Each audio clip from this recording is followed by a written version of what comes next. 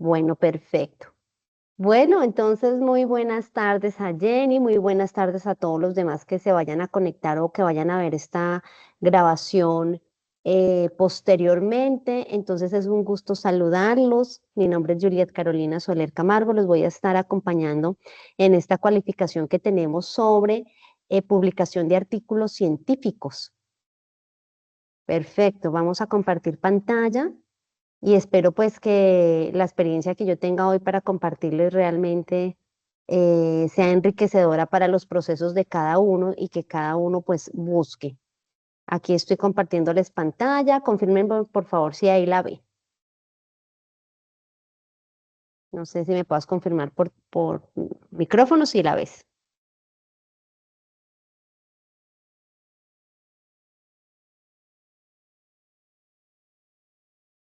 ¿Listos? Bueno, perfecto. Permítanme, le hacemos un ajuste aquí a la configuración del micrófono, un momentico.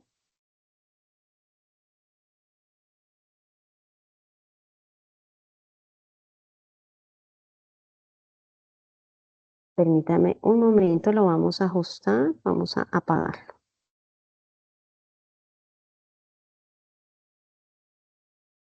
Listo.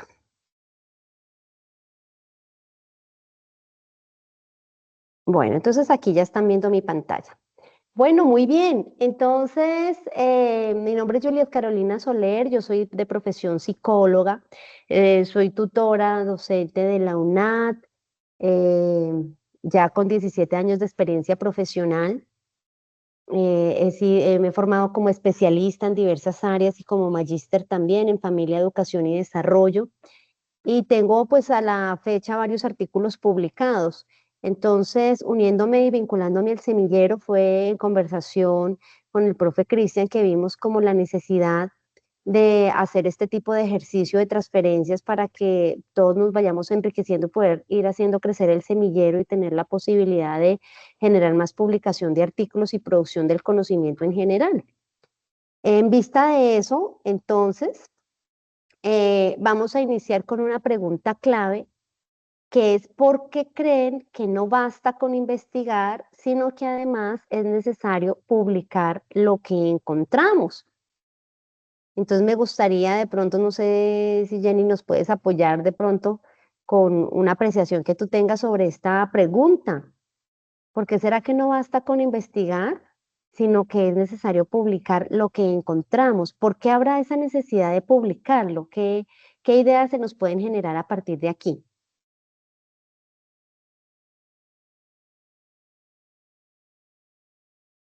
¿Qué se te ocurre? Porque es necesario que lo que se investiga se visibilice, ¿no? Porque si lo que se investiga se queda solamente sin hacerle difusión, pues entonces no queda sino que el conocimiento queda para unos pocos.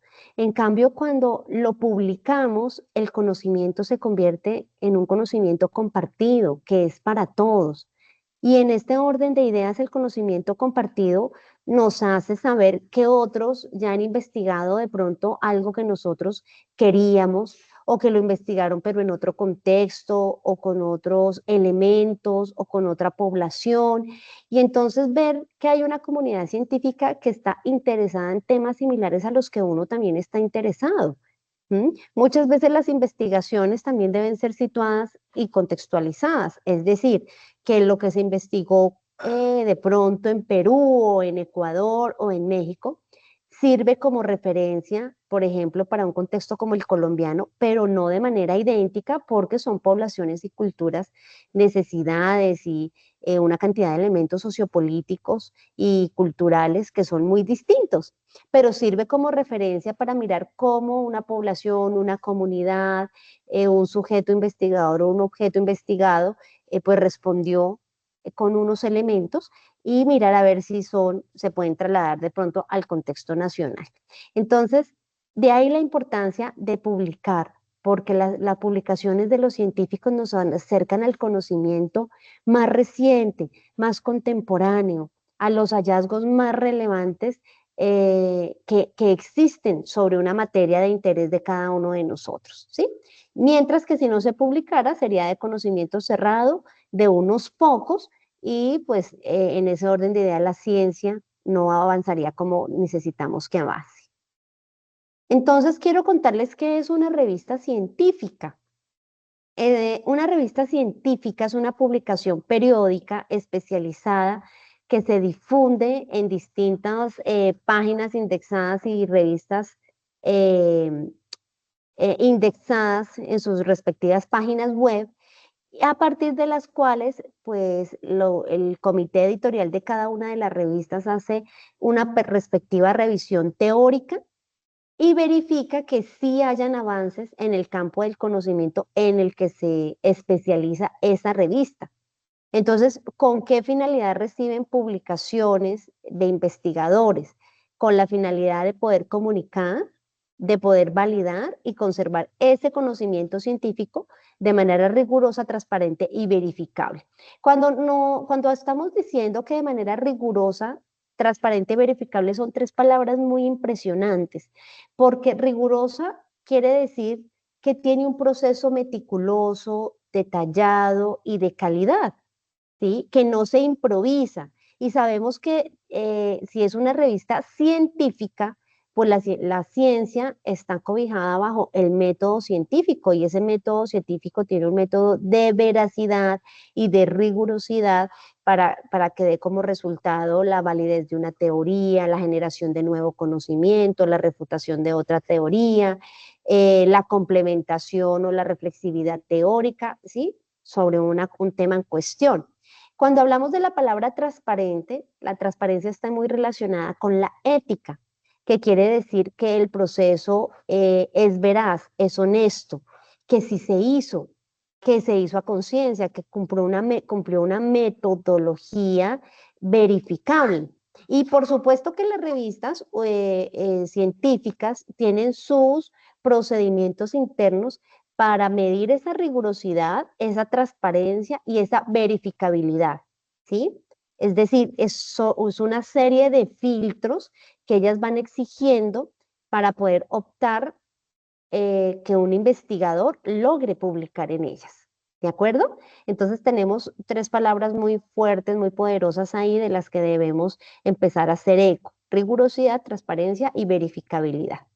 Acá pues yo les puse la publicación de algunas revistas muy reconocidas en el campo de la psicología en Colombia y en Latinoamérica, por ejemplo, Avances de Psicología Latinoamericana, que es de la Universidad del Rosario, Papeles del Psicólogo y Diversitas. Diversitas está en cuartil 1 o categoría A, que en un momento les voy a explicar en qué consiste, o sea que Diversitas es una revista de una reputación científica altísima, es en psicología. Bueno, vamos a hablar sobre las características esenciales que tiene una revista científica, ¿sí? Y aquí quiero que pongamos bastante cuidado porque la idea es que nosotros nos motivemos a hacer publicación de nuestros productos de investigación, que nos animemos a hacer publicación y divulgación del conocimiento, pues que generemos en el semillero. La idea es que esos productos de investigación se hagan bien sea en ponencias, en publicación de working paper o en publicación de artículos de revista, en este caso revista indexada, que es en la que nos estamos concentrando en la cualificación de hoy. ¿Listo? Entonces, esas características esenciales de una revista vamos a ver cuáles son pues para que cumplan, para decir que realmente es una revista de credibilidad. Miremos el punto número 1 y es la revisión por pares. ¿Sí? Yo he pasado por ese filtro. A la fecha llevo dos artículos publicados y ese filtro de la revisión por pares académicas se hace con metodología, por ejemplo, doble ciego, que quiere decir que uno como investigador no logra conocer quién es el experto temático al que le asignan tu artículo y ellos, los expertos temáticos, tampoco lo conocen a uno, o sea que es una cuestión aleatoria. Pero la revista contrata sus expertos temáticos a quienes les pasan los artículos y les hacen hacer una validación con una lista de chequeo, donde ellos tienen que ir mirando la rigurosidad de lo que nombrábamos anteriormente, ¿sí? De esa transparencia y de esa verificabilidad. Entonces es una lista de chequeo que le van pasando y te van haciendo observaciones bien interesantes sobre el paradigma científico, la epistemología que usaste, la metodología investigativa, si tiene una coherencia y una pertinencia. Te hace, por ejemplo, revisión de si el abstract o el resumen está bien escrito. Te revisan, por ejemplo, si el marco teórico tiene autores contemporáneos reconocidos, ¿sí? Si las normas APA dan respuesta a ese marco teórico y a toda la trazabilidad del proyecto. Entonces, la revisión por pares es uno de las características bien importantes de la publicación en artículos científicos, en ese orden de ideas. ¿Vale? Entonces, ¿por qué se hace? Pues porque tiene que lograr credibilidad, ¿sí? Esos expertos temáticos no son personas escogidas al azar, son personas con estudios altísimos, dependiendo de la reputación de la revista, pueden ser magíster, doctores o postdoctores, que es que generalmente lo más esperable, ¿no?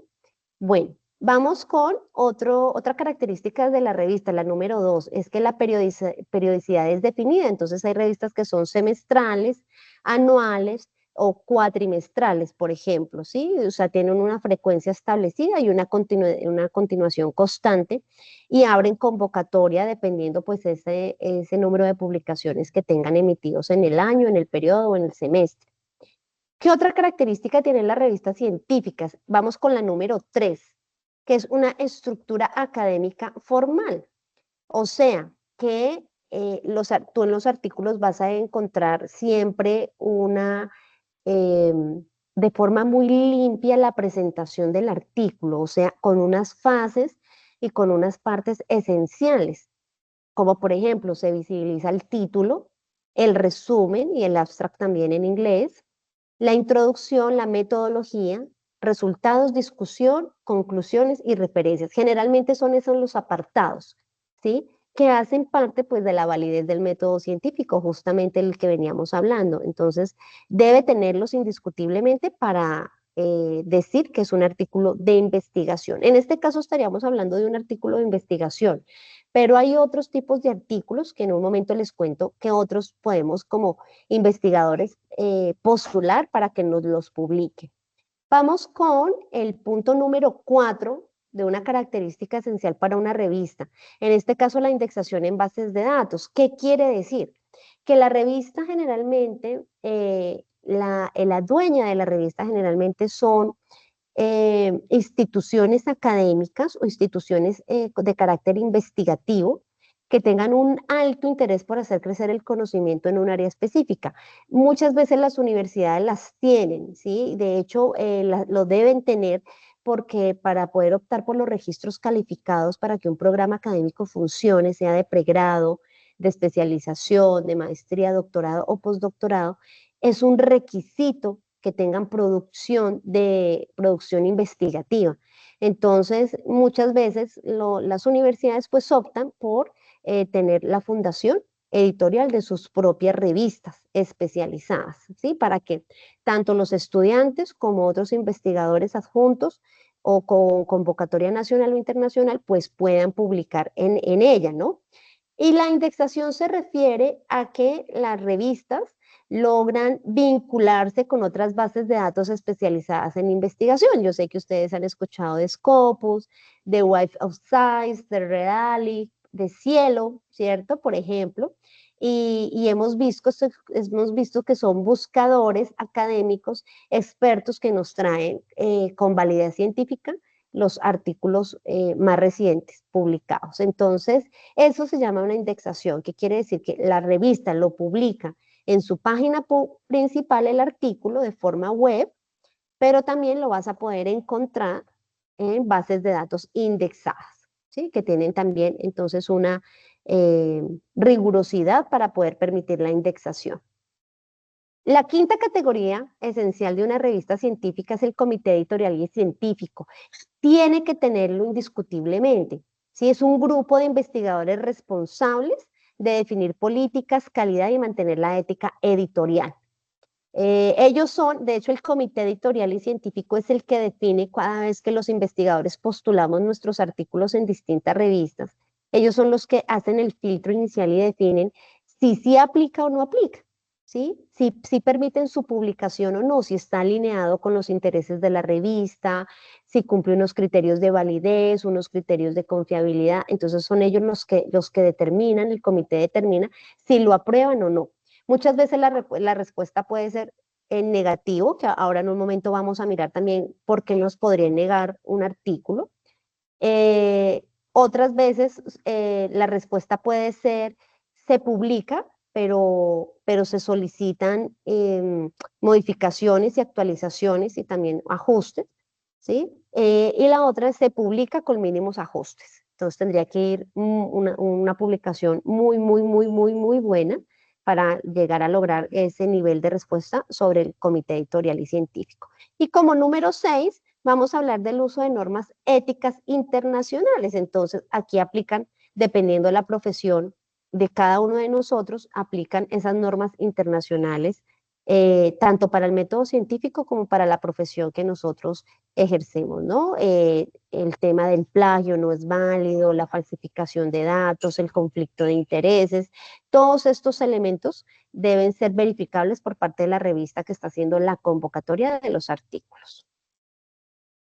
Entonces, aquí vamos viendo lo impresionante de publicar artículos científicos en revistas, porque vamos viendo que la ciencia avanza con credibilidad, ¿cierto? Que avanza con rigurosidad, que realmente nos incentivan a que hagamos las cosas bien hechas. Y ahora nos preguntamos, ¿para qué puede servir una revista científica? ¿Cuál es su finalidad?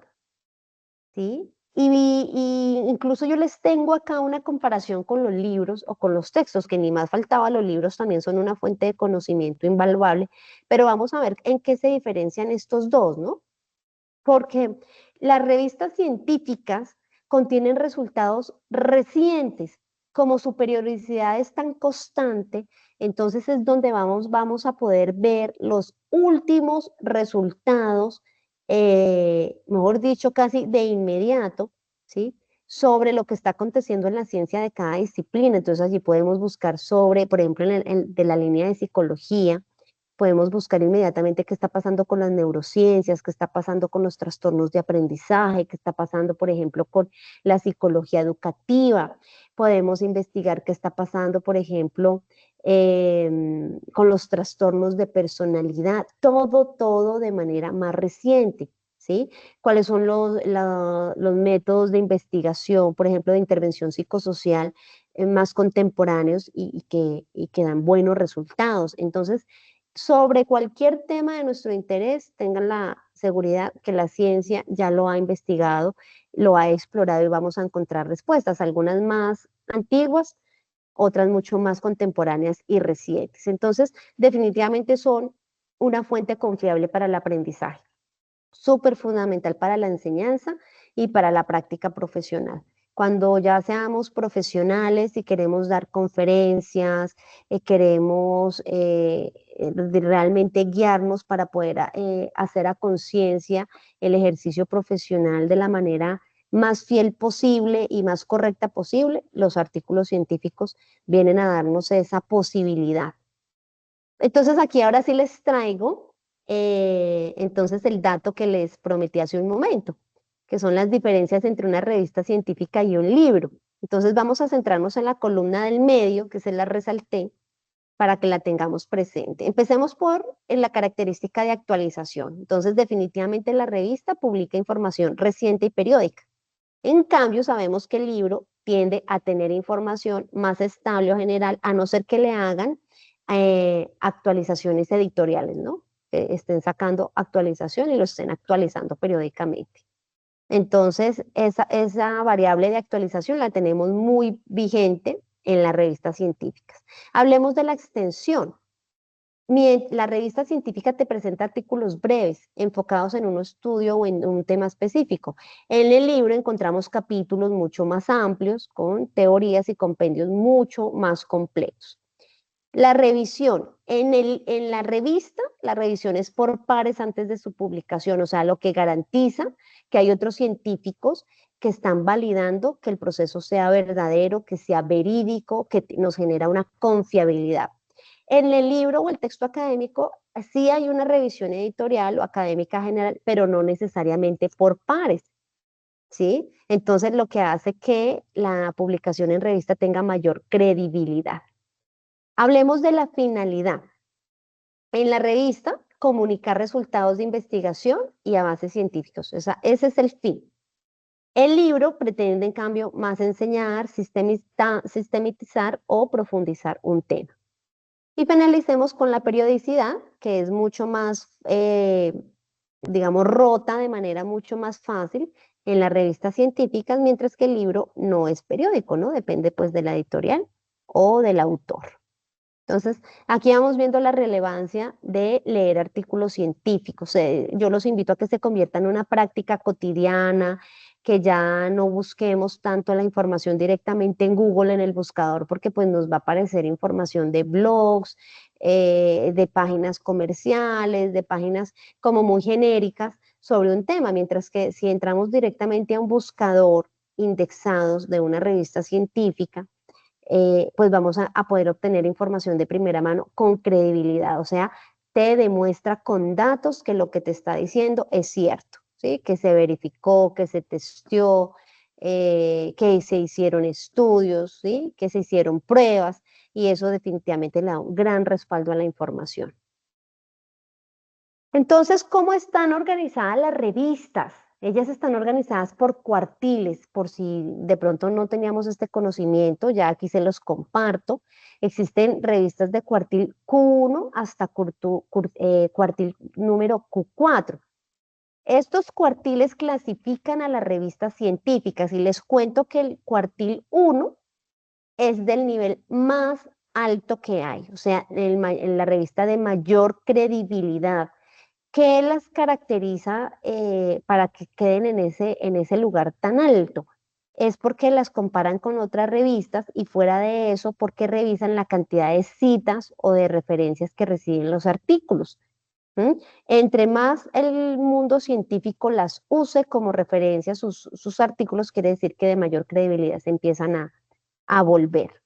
Entonces, cuartil 1 es muy alto el nivel de impacto, están ubicadas en el 25% superior de su categoría temática y son las más prestigiosas y selectivas, o sea que cuando uno encuentre una publicación en Q1, pues no tiene pierde.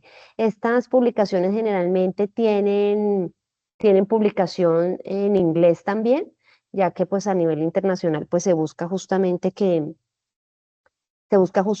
pueda llegar a toda la información al mundo globalizado. El cuartil 2 es un cuartil de nivel de impacto alto. Aquí ya se registran revistas en el rango del 25 al 50%. Publican también investigaciones relevantes y de muy, muy buena calidad. Cuartil Q3.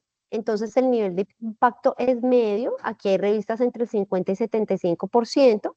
Son publicaciones válidas, tienen revisión por pares académicos, pero de pronto tienen menor impacto, ¿no? O sea, de pronto no son, el tema de estudio no es tan potente, eh, o de mayor alcance, de un alcance como global.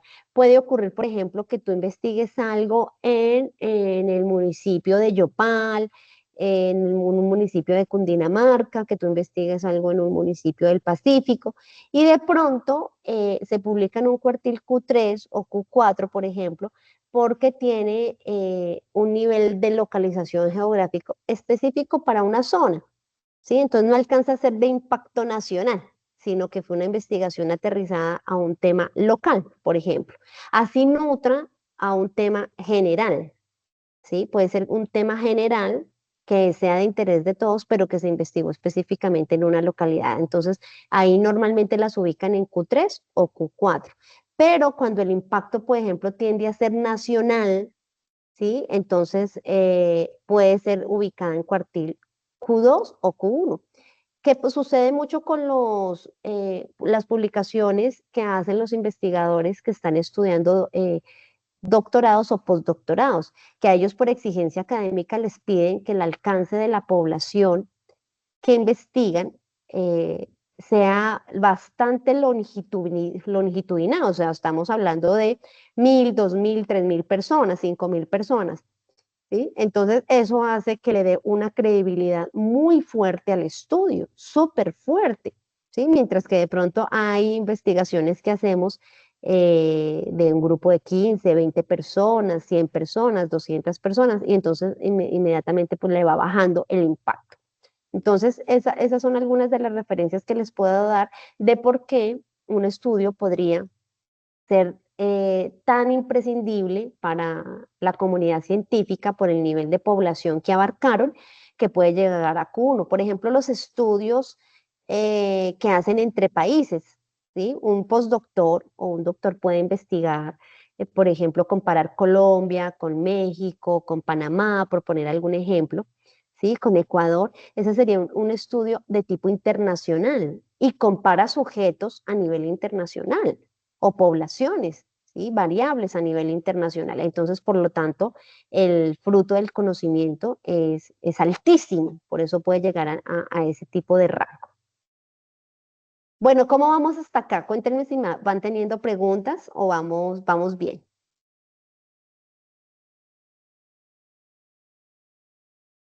Avanzamos entonces, perfecto. Bueno, entonces, sí, profe, Dime, Carito, póngate. me parece muy interesante tu, digamos, tu ponencia. Realmente para mí es un placer poder escucharte y pues, recordar tantos aspectos importantes de la investigación y de lo importante que es llegar al producto escrito, ¿no? La parte final de la Sí, investigación es consolidar un artículo en una revista indexada. Es un proceso difícil, acucioso, pero pues es lo que realmente marca la huella en la investigación que realizamos. Entonces, me parece que tu explicación es muy clara y pertinente. Muchas ay, gracias. gracias. Mil gracias, profe Paola, gracias por tu aporte. Muy bien, entonces vamos muy bien hasta acá. Vamos a ir avanzando entonces para que miremos a ver qué más inquietudes surgen, si nos empezamos como a motivar, a mirar a ver el nivel de exigencia, cómo podemos ir logrando resultados importantes acá. Y sí, efectivamente, la publicación de investigación en revistas de cualquier uno de estos niveles es fundamental para la divulgación, fundamental, además para que uno no esté investigando lo que otro ya investigó, sino que además para que uno tome como referencia el otro cómo lo investigó, ¿sí? ¿Cuál fue su marco teórico? ¿Cuáles fueron sus autores de referencia? Y yo cómo me voy a ir entonces, ¿sí? Entonces, por supuesto que sirve muchísimo este rastreo y esta exploración en la publicación de revistas. Bueno, continuamos entonces con quién determina o regula los cuartiles a nivel mundial y en Latinoamérica. Porque ustedes dirán, bueno, pero ¿qué institución o qué entidad estará detrás de estos cuartiles que les acabo de mostrar? Entonces tenemos dos instituciones muy grandes, dos sistemas muy grandes, que es la Journal Citation Reports. Ese sistema, su base de datos es la Web of Science, o llamada WOS en español. Es de Estados Unidos. ¿Mm? Y su indicador principal es factor de impacto. El impacto, cuando hablamos de factor de impacto, se está refiriendo a avances longitudinales, que quiere decir que cuando se den resultados en este tipo de revistas, quiere decir que le responden preguntas a casi toda la humanidad sobre temas muy, muy importantes que a todos nos interesan. Por eso están en cuartil la Journal Citation Reports maneja pues los 4 cuartiles, pero tiene de manera muy fuerte, muy concentrada el cuartil Q1 y Q2, ¿sí? Que es cuando, cuando, por ejemplo, cuando escuchamos estudios donde dice el sol da cáncer, ¿sí? Y está comprobado, por ejemplo. O donde dicen descubrieron la cura para una enfermedad, por ejemplo. Eso es un factor de impacto internacional, global, ¿sí? Por eso la Journal Citation Reports tiene indexado a los científicos de mayor alto impacto en el mundo. O sea, a ella pertenecen instituciones como por ejemplo la NASA, por citarles un ejemplo. ¿Sí? Entonces son investigaciones de un nivel impresionante, muchas veces son investigaciones que duran años, ¿sí? A veces nosotros hacemos un proyecto de investigación que puede durar un año, 6 meses, pero no, allí también se publican investigaciones que pueden durar perfectamente 15 años, 20 años. 30 años rastreando, rastreando y que se requiere la variable tiempo para poder entregar resultados a largo plazo. Entonces, imagínense la complejidad de ese tipo de investigaciones y por eso se ubican en ese tipo de cuartiles, ¿no? La Simago Journal Rank es el otro sistema, es la base de datos que usan es Scopus o el CBR, que yo sé que han escuchado ustedes de Scopus. Y la Simago Research Group, ella es de España con universidades europeas y latinoamericanas. Es la que más usamos de pronto acá en Latinoamérica porque logramos encontrar los artículos pues en español, en el idioma original también o en inglés. Y otra característica que tiene pues es que normalmente por el tema de la comunidad, de la empatía regional, pues un investigador de pronto de Latinoamérica trata de buscar comparativamente estudios relacionados con su nivel cultural, ¿sí? Con su nivel de idiosincrasia, con niveles socioeconómicos y políticos similares, y de pronto con temas de colonización, por ejemplo, similares. Entonces, por eso en Latinoamérica, digamos, de alguna manera se alcanzan a agrupar los artículos en scopus. Bueno, ellos el indicador principal que usan es el índice SJR, que es Chicago Journal Rank, ¿sí? O sea, van rankeando a las revistas también por el tipo de número de citación y de veces consultadas, ¿sí? De lo que da como resultado, pues también una veracidad y en su uso. Bueno, muy bien, entonces ya las tenemos ahí en el radar para que ustedes vayan viendo cuáles son los sistemas que catalogan a estas revistas. Ya si aterrizamos esta misma información para Colombia, en Colombia el Ministerio de Ciencias es el que se encarga de estar rastreando esta categorización a nivel nacional y de que también tengamos una representatividad internacional. Entonces ellos hacen unas categorías desde Publindex, que es desde la base de datos donde ellos también van midiendo y rastreando nuestros estudios en Colombia desde nuestras propias revistas, qué impacto nacional e internacional tiene. Entonces, lo que a nivel internacional es Q1, en MinCiencias lo llamamos A1, en revistas nacionales lo llamaríamos nivel A1. En Q2, entonces sería el nivel A2, Q3 es lo que sería en Colombia una revista de categoría B, y Q4 sería lo que en Colombia es una revista de categoría C. Hay revistas en Colombia que no están categorizadas ni en A1, ni en A2, ni en B y en C, ¿sí? Podríamos decir que son de categoría D o E, no, sencillamente están sin categoría.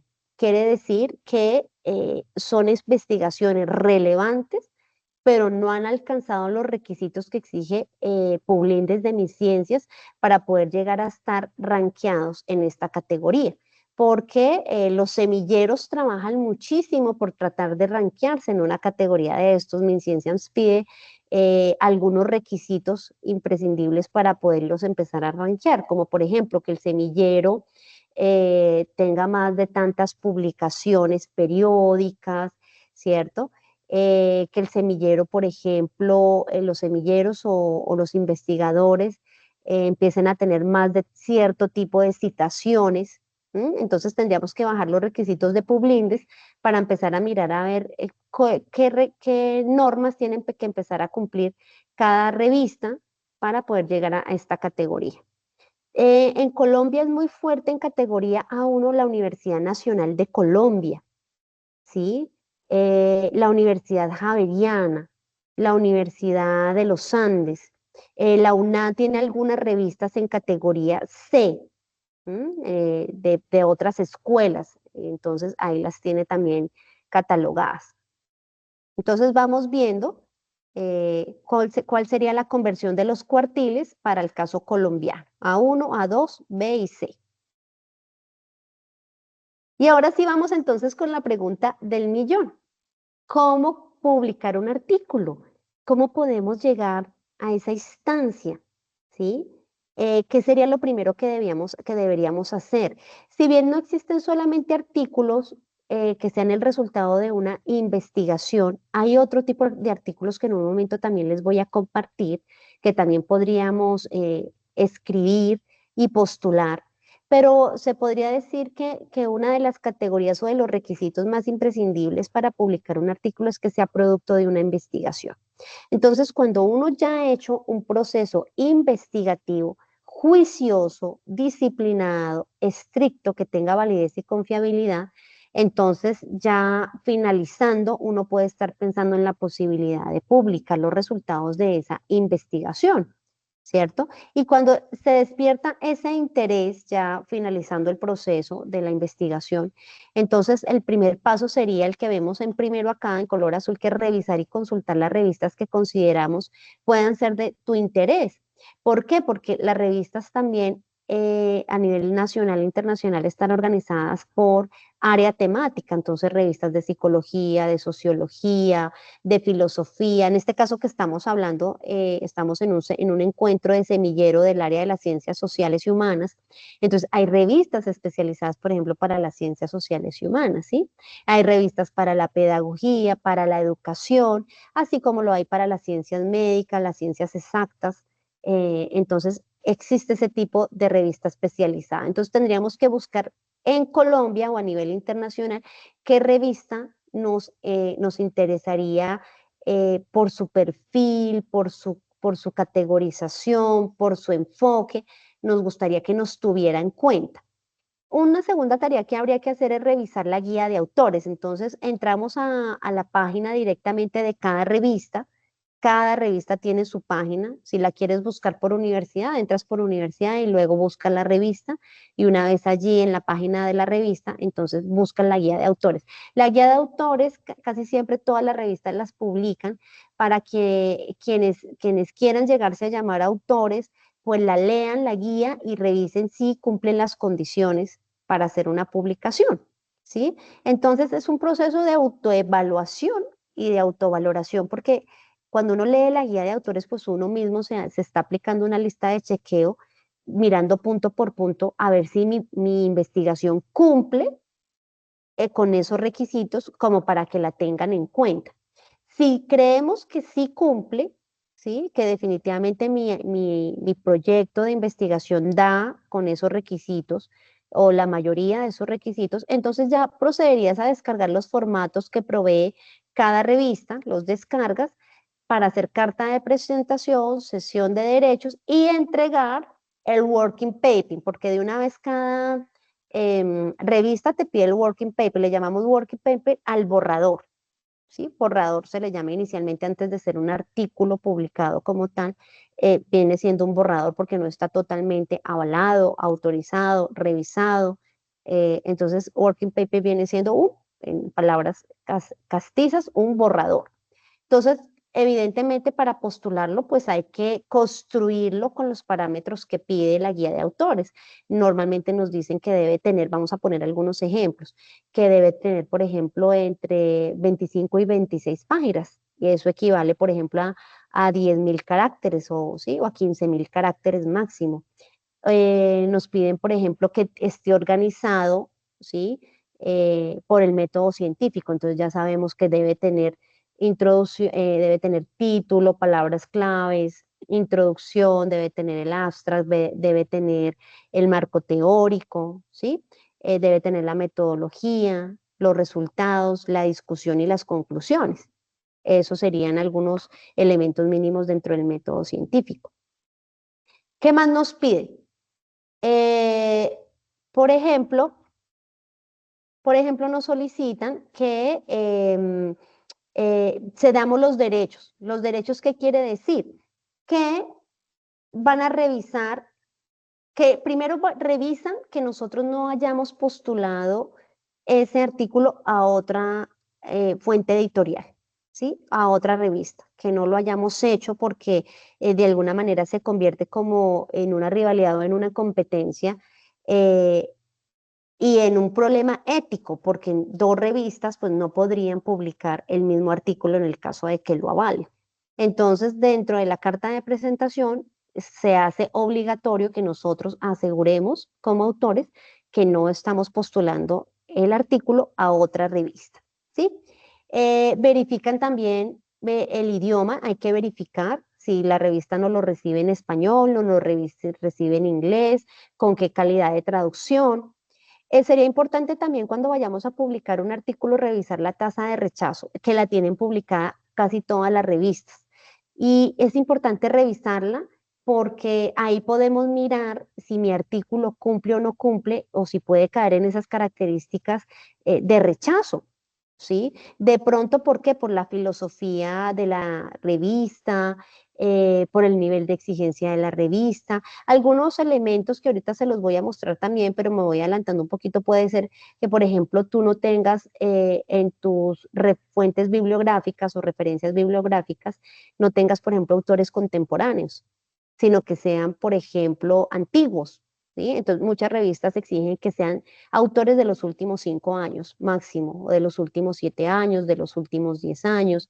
Hay revistas que te pueden rechazar, por ejemplo, si tu proyecto de investigación es solo cualitativo, ¿sí? O solo cuantitativo, de pronto les interesa que sea mixto, ¿sí? Dependiendo del enfoque de la revista.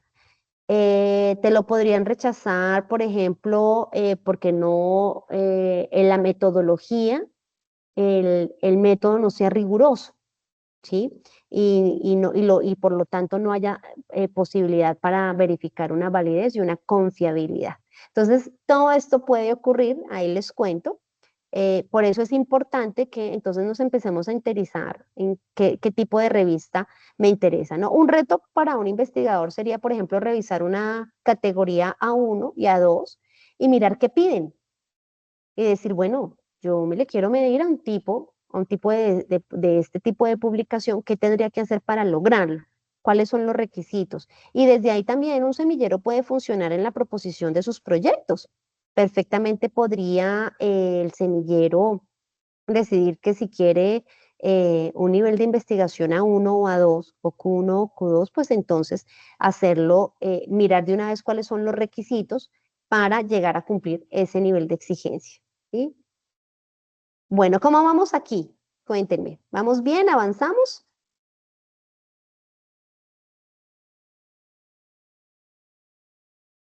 ¿Está interesante? ¿Cómo vamos?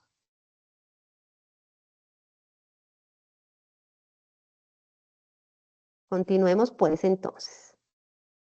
Aquí entonces les presento las razones para que nos rechacen un artículo y razones para que no lo acepten. Miremos entonces a ver razones de rechazo. De pronto que el tema no se ajuste al enfoque ni a la línea editorial de la revista. ¿Mm? Que encuentren plagio o falta de originalidad detectada en la revisión de la similitud. Entonces sabemos que le van a aplicar un rastreador de inteligencia artificial, le van a rastrear que la mayoría en su totalidad, pues, de la producción científica sea del autor que está postulando su artículo, ¿sí? Que no sea de otros autores, que no se haya publicado en otra revista con otros autores. También revisan los problemas metodológicos graves o resultados que sean pocos confiables. Te la pueden devolver por redacción deficiente, que no tenga una escritura científica IMRID. Estas siglas en el punto número 4 significan introducción, metodología, resultados y discusión. Por ejemplo, que las citas y las referencias sean incorrectas, puede ocurrir que revisen la referencia y el DOI no abra, los DOI no coincidan. Eso es otro de los elementos clave. Antiguamente se recibían artículos de investigación porque eso no estaba tan normalizado, las bases de datos no estaban, digamos, tan estrictas en ese sentido antiguamente. Hoy en día, si el DOI no funciona, que el DOI es en la nomenclatura o la dirección de un artículo científico y la manera de comprobar que efectivamente fue publicado en una revista con credibilidad. ¿Sí? Si el DOI no funciona, quiere decir que sencillamente es una publicación como aleatoria, como que no pasó por filtros, que no fue publicado en una revista prestigiosa. Entonces, para saber que un artículo es publicado en una revista con credibilidad es porque tiene DOI, ¿sí? Que es su nomenclatura, su propia dirección de artículo. Y el DOI hace referencia a que la revista está en alguna de estas categorías, A1, A2, B o C. Si es nacional, si es internacional, en cuartil 1 a cuartil 4. Bueno, no lo pueden rechazar por citas y referencias incorrectas o desactualizadas, lo que hablábamos en cuanto a referencias contemporáneas que sean de los últimos años. Incumplimiento de normas para autores, ¿sí? De pronto que el artículo venga excesivamente largo, su formato no aplique, que de pronto los temas éticos no tampoco apliquen y haya un conflicto de intereses ahí, ¿sí? O que falte un aporte teórico o práctico. Y razones para que no las acepten, pues definitivamente la originalidad, ¿sí? Que definitivamente se le esté contribuyendo al conocimiento científico, que demostremos esa rigurosidad metodológica y coherencia en cuanto a análisis y resultados, o sea, que se hizo a conciencia, se aplicó todo la metodología como es, la pertenencia temática con las líneas de la investigación de la revista, o sea, que la revista se sienta identificada con tu tema de investigación, que haya una escritura con claridad y calidad de redacción, o sea, de alto nivel, ¿sí? ¿Y cómo se nota eso? Pues porque el investigador eh, digamos, tiene experiencia escritural, que tenga fuentes actualizadas, que tenga cumplimiento total de las normas editoriales y potencial de impacto en la comunidad científica o profesional. Entonces, bueno, muy bien. Vamos entonces voy a mostrarles de las publicaciones que yo tengo, quiero mostrarles un ejemplo. Yo he pasado por este proceso de manera personal, por ejemplo, en la revista Búsqueda, publiqué un artículo sobre familia e institución. El artículo se llama Familia e institución como agentes socializadores dentro del sistema de responsabilidad penal para adolescente.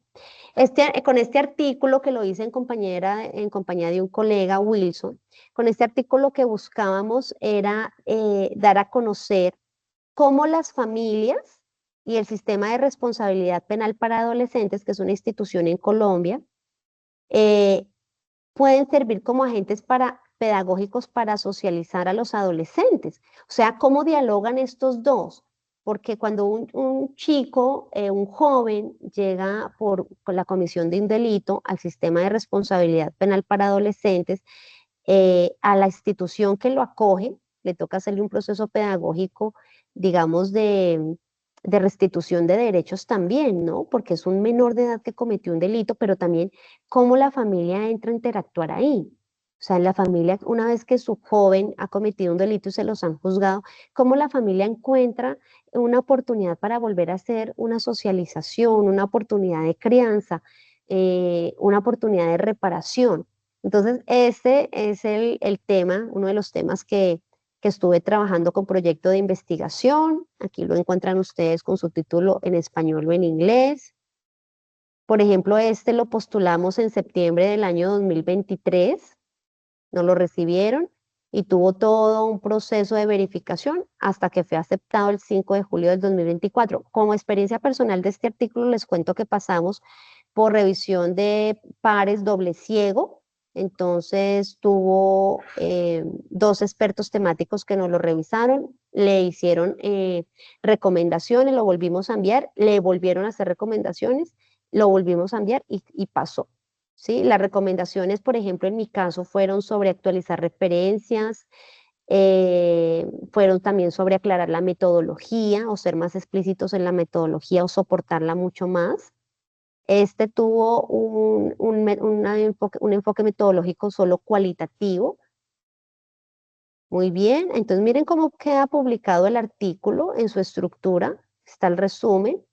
Esta, por ejemplo, esta manera de mostrar acá el resumen es solicitud directamente de la revista, o sea, donde se distinga claramente el objetivo, el método, los resultados y las conclusiones. Pero en otras experiencias que he tenido en otras revistas, no lo han solicitado de esta manera.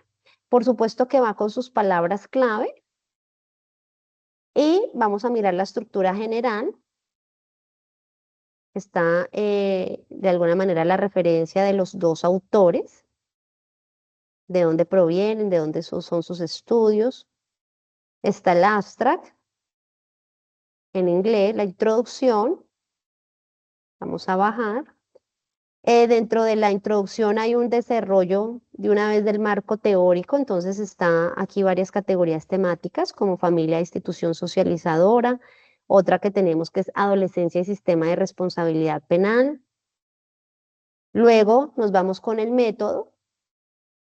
En este caso nos ubicamos desde un paradigma hermenéutico interpretativo. Recuerden que siempre una investigación se ubica dentro de un paradigma y dentro de una epistemología, ¿sí? Entonces, en el caso de nosotros fue hermenéutico interpretativo.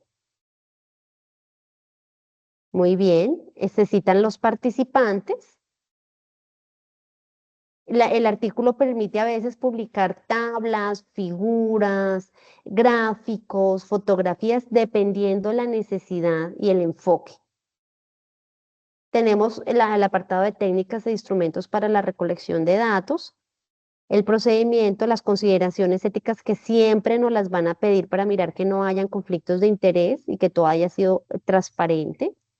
Resultados, en este caso, como era cualitativo, lo hicimos por medio de narrativas, entonces aquí están las narrativas de los participantes con su interpretación a la luz de los autores y de los autores de primer mano y de las referencias bibliográficas. Avanzamos. Los resultados están por categorías temáticas, como por ejemplo acá vamos a ver esta familia y sistema de responsabilidad penal.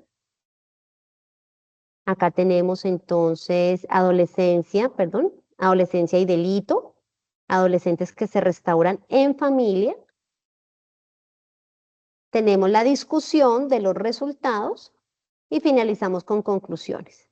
Miren que la extensión de este artículo en este caso es de 21 páginas, fue lo solicitado por la revista y las referencias. Por ejemplo, en este caso nos solicitaron que hubiera referencias mínimo 25, mínimo. Entonces ahí ustedes las pueden observar. Nosotros hicimos una publicación, en este caso de 38 referencias, todas actualizadas con su DOI funcionando. Miren el DOI, ¿sí? Con el DOI funcionando, o sea, cualquier DOI que ustedes ingresen está funcionando porque es requisito para poder hacer la publicación. Les cuento que esta publicación la hicimos en,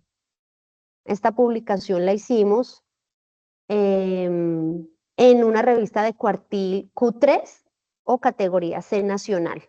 Estoy en este momento tomando el DOI para que lo consultemos. Vamos a ver cómo nos va con la consulta. Y nos aparece de una vez, revista SECAR, familia e institución como agentes socializadores.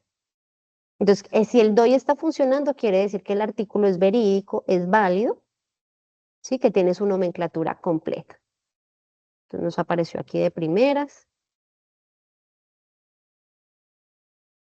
La revista Búsquedas de la Universidad del SECAR es una revista enfocada en las ciencias sociales y humanas. Ahí está mi colega, que en este caso él es trabajador social. El trabajo de nosotros es un trabajo de tipo interdisciplinar. Bueno, perfecto. Miren la referencia de López López y Soler Camargo, Juliet.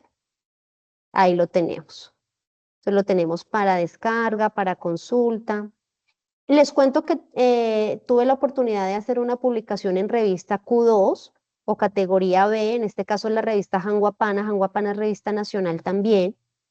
Esta también está enfocada en ciencias sociales y humanas. Este artículo de investigación, ¿por qué lo logré publicar en una revista de cuartil más alto? Porque está ubicado desde el paradigma sociocrítico, o sea, que es un paradigma altísimo en ciencias sociales y humanas que busca emancipar el conocimiento. ¿Cómo se puede notar que es del paradigma sociocrítico? Porque estoy haciendo estamos haciendo con los autores, hacemos como una especie de replanteamiento teórico sobre una teoría que ya exista. En este caso, ¿cuál es la de nosotros? Estamos deconstruyendo los estilos educativos. Deconstrucción quiere decir no es que estemos arrojando a la borda la teoría de los estilos educativos de pautas de crianza, sino que estamos diciendo que esto ya no es suficiente para hablar con las familias, para hablar con padres de familia, sino que la ciencia, desde la psicología y desde la sociología, va más allá de los estilos educativos, que las familias no se deben estudiar solamente desde las pautas de crianza o la educación con los hijos solo desde esa mirada. Entonces, ¿qué estamos proponiendo? Al contrario de ir más allá de esa deconstrucción de estilos educativos parentales, a interpretar las interacciones en familia, o sea, vinculadas al sistema de responsabilidad juvenil. Entonces, ¿qué estamos diciendo? Que más allá de que hayan unos estilos parentales, pasa algo más profundo. Y entonces artículo no solamente tiene mirada sociocrítica, paradigma sociocrítico, sino que además está ubicado desde una epistemología sistémica y desde el paradigma de la complejidad. Entonces, logramos el cometido, menos mal, de poder publicar en revista Q2. Les cuento que el esfuerzo fue bastante fuerte. Tuve que pasar por revisión de pares académicos doble ciego durante 3 oportunidades distintas. Todos aceptaban la publicación con ajustes, nos tocó actualizar algunas referencias, nos felicitaron también varias veces por la metodología de investigación. El abstract nos correspondió que nos lo revisara también un experto temático, porque ustedes saben que una palabra en inglés, pues, así como una palabra en español, puede tener innumerables significados dependiendo de su uso. Y para que el abstract, porque la revista está indexada a nivel internacional, el abstract que lo van a leer tantas personas, ¿cierto? Logre el cometido, entonces tiene que tener revisión por una persona experta en lenguaje técnico, en este caso del inglés desde la psicología. Este no lo publicamos, nos lo recibieron en el 19 de agosto del 2024, lo aprobaron el 30 de abril y estuvo disponible en línea a partir de hace poquito, el 1 de septiembre, apenas llevamos un mes, pero de verdad que el proceso fue muy riguroso y de muchísimo aprendizaje. De verdad fue como volver a hacer otra tesis, pues, para poder lograr el cometido de que no lo publicara. Entonces, se los quería compartir. Vamos a revisar el DOI, a mirar que funcione. Y bueno, yo tengo muchos ánimos de que en el semillero logremos hacer nuevos proyectos de investigación que nos den como resultados este tipo de producción de conocimiento. Eso es lo que esperamos. Acá está la revista Janguapana. Mira, volumen número 24. Número 3 del año 2025. Muy bien, y aquí tenemos entonces el artículo de Construyendo los Estilos Educativos para que lo podamos ver en línea. Bueno, es un gran logro. Quiero volver con ustedes y que me cuenten cómo les pareció pues esta charla, qué motivaciones, qué inquietudes quedan. Los escucho.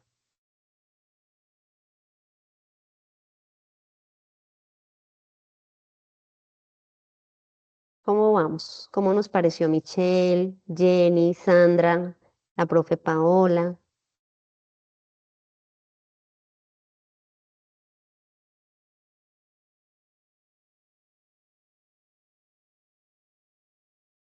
Yo no sé, yo no te estoy oyendo bien, Jenny.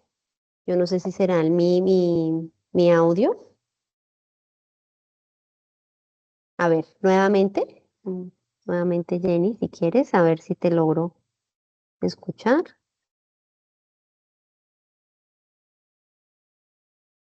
No te logro. ¿Qué dice la profe Paolita y Michelle? No sé si estemos escuchando a Jenny o seré solo yo. No sé si sea solo yo.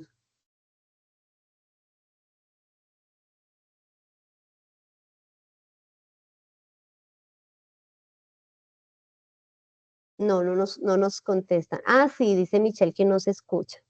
Entonces, Jenny, si de pronto sea el micrófono, no sé si nos quieras escribir por el chat, te lo agradecería mucho. Para mí es muy importante poder escuchar sus voces, escuchar sus opiniones, leerlas. que me cuenten cómo nos fue. Michelle, igualmente, ya estás escribiendo. Bueno, yo estoy muy animada a hacer convocatoria para que trabajen conmigo, ¿sí? Para que hagamos un gran equipo de trabajo entre este año y el próximo y empecemos con un proyecto. De hecho, los artículos que yo publiqué dan para más, dan para seguir trabajando el tema. Es un tema muy bonito, es el tema de la investigación, es algo que debe pues apasionarnos porque además les abre muchas puertas como profesionales, ¿no?